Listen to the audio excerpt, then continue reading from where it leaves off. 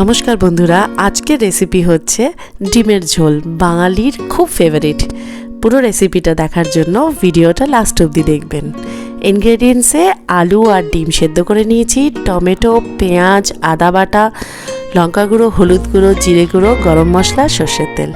দেখুন, আলুগুলোকে আমরা সর্ষের তেলে নুন হলুদ মাখিয়ে ভেজে নিচ্ছি।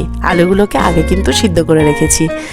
ব্যাস ভেজে নিয়ে একদম একটু হালকা মিডিয়াম ফ্লেমে আস্তে আস্তে করে ভেজে নেবেন। তারপরে ডিম সেদ্ধগুলোকে নিয়ে ভেজে নেবেন।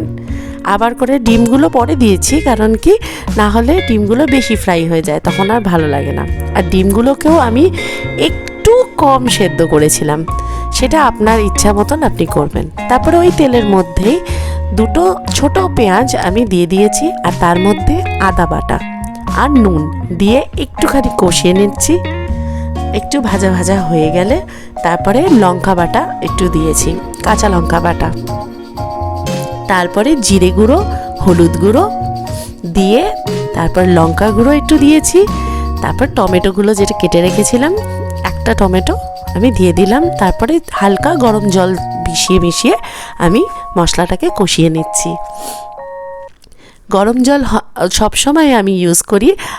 আমার রেসিপিগুলো দেখলে আপনারা দেখতেই পারবেন যে সবসময় আমি গরম জলই ইউজ করি রান্নার সময়। আর এবারে যখন তেল ছাড়তে শুরু করে দিয়েছে, দেখতেই পাচ্ছেন সাইড দিয়ে, তখন ওই ভাজা আলু আর ডিম সেদ্ধগুলো আমি দিয়ে দিলাম।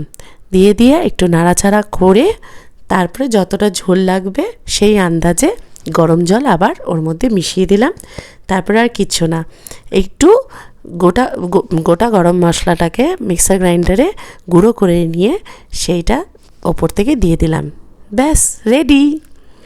যদি রেসিপিটা ভালো লাগে প্লিজ লাইক, কমেন্ট আর শেয়ার করবেন। আজকে সাবস্ক্রাইব করতে একদম ভুলবেন না। বাই।